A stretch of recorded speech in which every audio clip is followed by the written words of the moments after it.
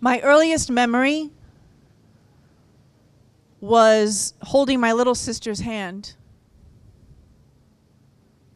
She was 3 years old, I was 4. And she was crying, and I was telling her, it's okay, don't worry, it's okay. I had to be the adult. I knew that I had to protect her. But I also wanted to run to my mother because she was my mommy.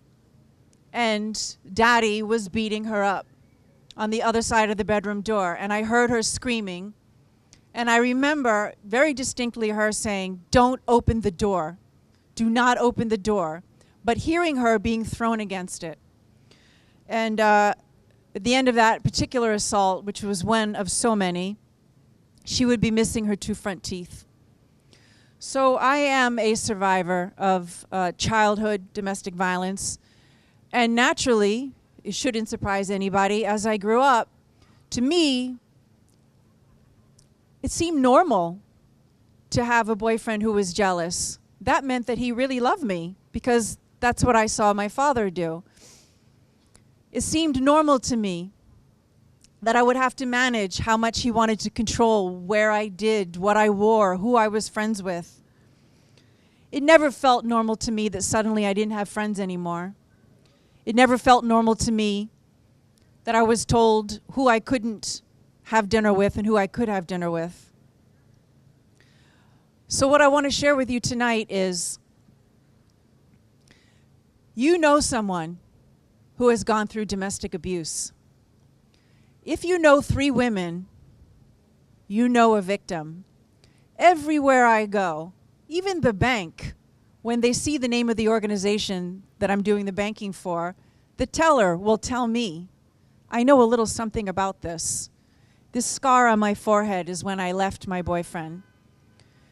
When I'm shopping and having my makeup done, the tall, gay man who's doing my makeup will say, honey, please, and will tell me his story. And after he tells me his story, he will tell me, you're actually the only person I've ever told. And I say, didn't you tell your mother? No, I can't tell my parents. I have gone and spoken to almost 10,000 students in the 5 boroughs. And it's sadly shocking how many little girls, 13, 12 years old, 14, 16, will raise their hand and say, Miss, that happened to me. I'm not allowed to wear makeup to school. I have to take a picture of myself in the morning and send it to my partner.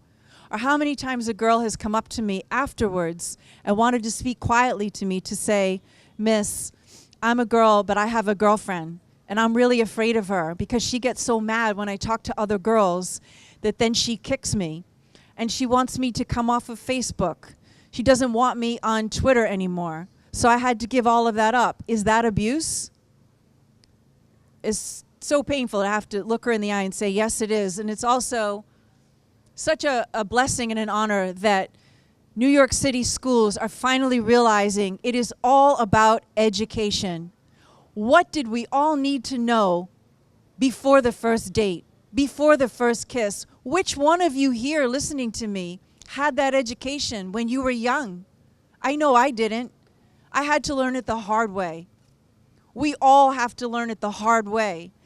Shine a light, save a life is about letting people understand you should have known because someone should have taught you. It's not, you're not just born knowing these things. It's so unfair to ask any human being to know better as if it's their own fault that they were involved in an abusive relationship. Jealousy, control, blame, sabotage, criticism, anger, all of these behaviors are a part of domestic abuse, which is mental, emotional, and financial control.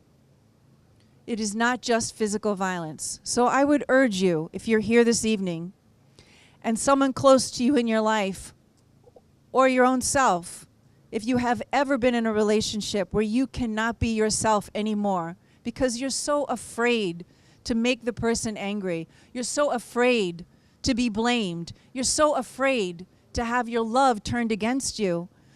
On this table over there are the 8 signs of abuse. Take a picture of them and share them. Take them with you. And please take these candles that you've already lit and bring them with you and continue to shine a light. Because it is together, as a community, when we find our courage. It only took one person to say me too. And then it was 2, 20, and 2,000, and 200,000. This is really your moment. I will believe you. Your friends will believe you. Some people won't understand. That's not your problem. Because for every person in your life who doesn't understand and doesn't believe, there will be 5 who do. And it's those people who will count, who will be there for you. Will you be there for somebody? Will you listen to them? Will you shine your light? Will you shine your light? Okay. As I said, everyone deserves to know when they are young. Who would be a victim of domestic violence? What does an abuser look like? Who could it possibly happen to? And in final closing, I would like to say, please, as you're walking home, I want you to use the power of your imagination and imagine what it will look like for all of us. When every kid in school is taught what domestic abuse is, how to say no, and why to say no. It starts right here, it starts today, and it just started with all of you. The day you were born, all you ever deserved was to be loved.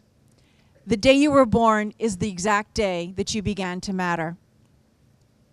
Follow us on social media. We're End Abuse for Good. We're the Women's March Alliance. We're the National Organization of Women. Thank you so much for coming out. And again, just one more round of applause for the brave people who stood up here and shared their stories. Thank you so much, everybody. Next year, October 19th, we'll shine an even bigger light, and peace to everybody. Have a wonderful night.